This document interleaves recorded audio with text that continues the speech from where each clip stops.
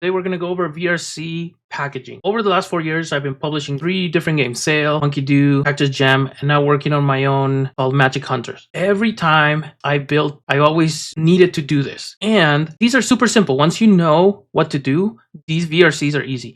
But I have seen developers struggle, be confused, and take a lot of time trying to fix some of these. So I want to share with you how to deal with these, and that way it will save you tons of time and headaches, and you'll be more hireable as a VR developer. The first 2 are super simple. They will happen by default if you just create an Android manifest file. And the first one says the application manifest must conform to release build manifest requirements. This is a generic, hey, it just needs to conform with what it needs to run on the headset. You must sign your app with APK signature scheme version 2. Okay, and this again, all is in there when you create it. So let me show you.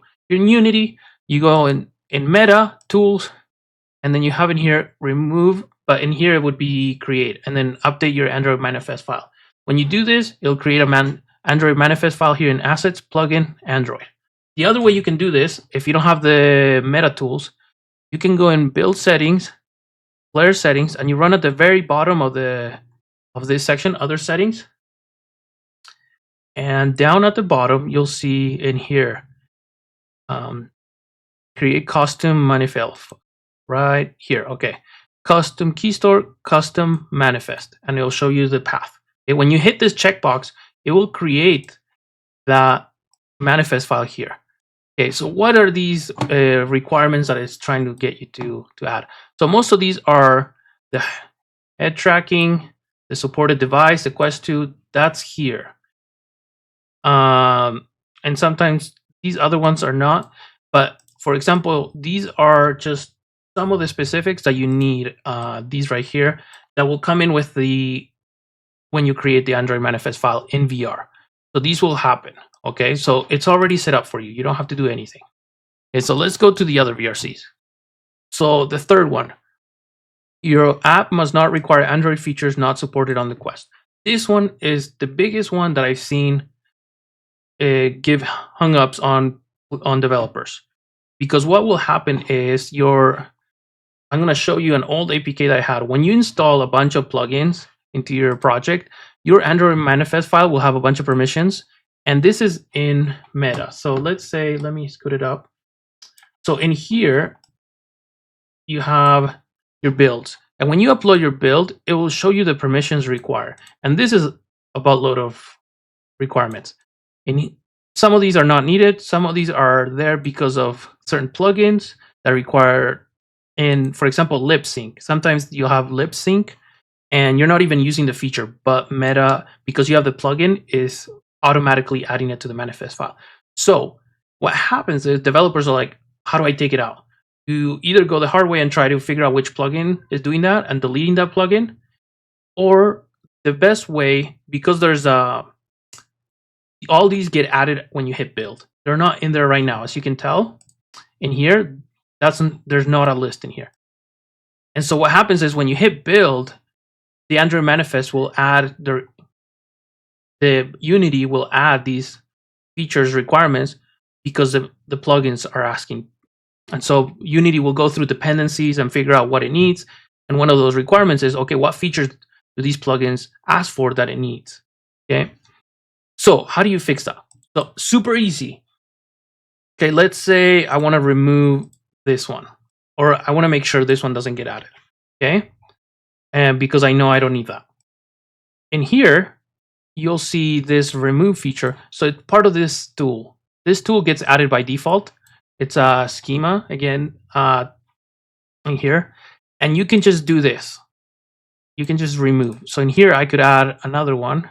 Let me put this on the side, but I could duplicate this code in here for the manifest file. And in here, I will add this to this right here. And what this will do, if I save this, is that it will remove these features. It will override whatever Unity does. And after it's built, it will remove it. And you're done. That's it. Oftentimes, what I've seen developers try to do first is that when they build, they try to say, okay, now that I made a build, I need to modify the the manifest file. The problem is that everything's packaged together. And so what you would have to do is unpackage everything, fix the Android manifest file, and then pack and repackage everything. So that was very tedious because every time you had to upload a build, you had to unpackage it, find the manifest, fix it, repackage it. Okay, not anymore. You don't need to. Okay, just do this and you're done. Okay, saves you tons of time. Now let's go back. So that's anytime you have something that you see in here. So if you go to your Horizon to Meta dashboard and you have your build, it'll tell you what permissions it's asking for. So if you see in mine, I have my latest one in the build.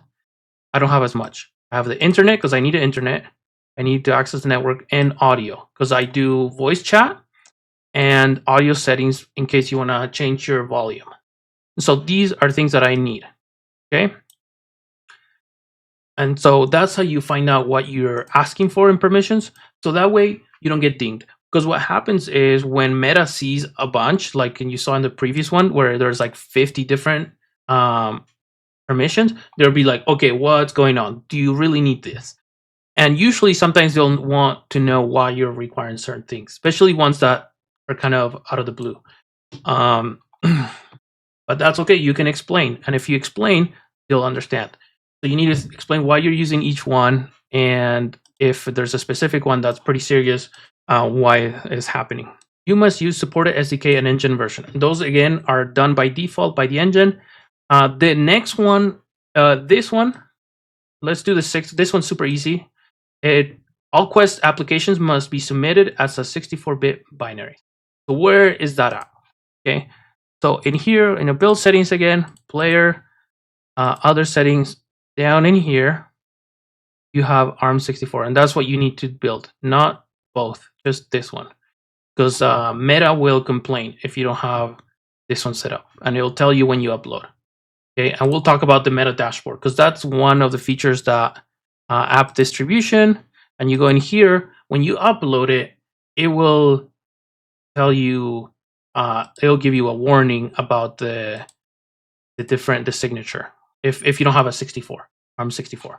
Okay, let's go into the last one because this one's another big one. VRC.Packaging 5. APK file size must be less than 1 gig. OBB files must be less than 4 gigs. Okay, so one thing I'm going to tell you right now is I haven't done a huge build recently, but a couple years ago when we were submitting, we were wondering, okay, when is the threshold? Because technically it's not 1 gig. It's like 1.09. So the moment it goes to 1.1 is over 1 gig. So you can still do it if you're like 1.09.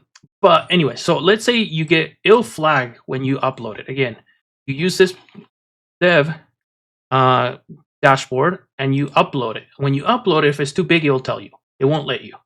Okay, so you're like, oh crap, now what do I do? Okay, again, super easy, but a lot of people get this. And let me move myself so that you can see. So in here, when you hit build, or in player settings, okay, let's do player settings. I don't think you need me here. Okay, what will happen in here is you saw it before, but at the bottom, you can split binary. Okay. And what will happen is that if you split this, it will, let me see, it'll probably take forever. So I'm not going to do it. But what will happen is when you, on your downloads folder in here, you'll have an APK file and an OBB file. The APK will have nothing. Okay. And if you accidentally upload an APK, this is a tip for you guys. If for some reason you upload an APK and you forgot to upload the OBB file, you will get a black screen when you open your game. It won't go anywhere because the APK file doesn't have any of the scenes, doesn't have any of the assets. The APK file has a reference to the OBB, and then the OBB has all this stuff. Okay, so let me show you how to upload it. Okay, so just remember, because I've had that happen where you are so used to uploading that you hit the APK and then you forget to upload it. Here, don't hit upload, and then you come in here, and this is where you upload the OBB files.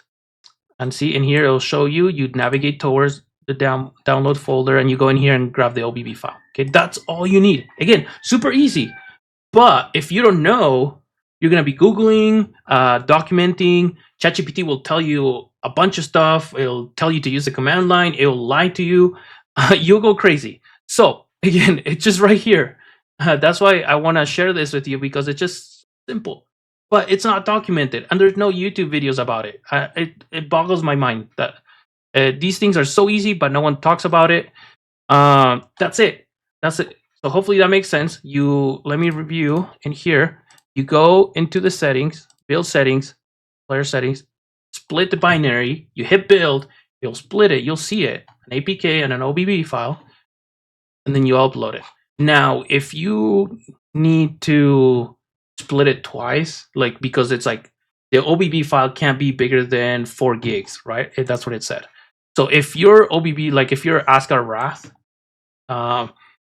they probably built their own thing, but you would have to split it more ways. You have to have your own splitter and then split it into multiple files, or create a DLC, or use addressables to change how things are downloaded.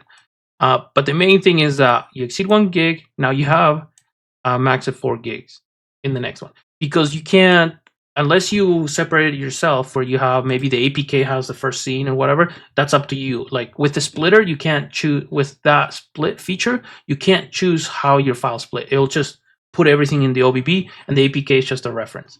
But this is the easiest, and it gives you 4 gigs to work with. And again, it's probably going to be 4.09 gigs, and it'll be fine.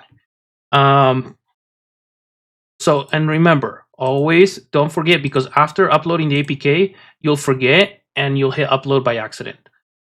So go in here and find the OBB file. Super easy.